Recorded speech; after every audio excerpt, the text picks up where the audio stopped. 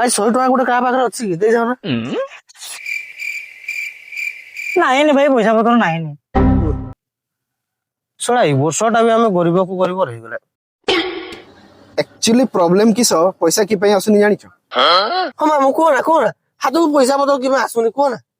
अबे साले एक्चुअली सरकार चाहुनी बे ଆମ ପାଖକୁ ପଇସା ଆସୁ କଇ ବୁଝିଲୁ ନା। କେନେ ଦେଖ ସାନ ବେଳୁ ଶୁଣିଛ ଭଗବାନ ଯେତେବେଳେ ଦିଏ ଚପର ଫାଡ଼ିକି ଦିଏ ଠିକ କି ନାହିଁ।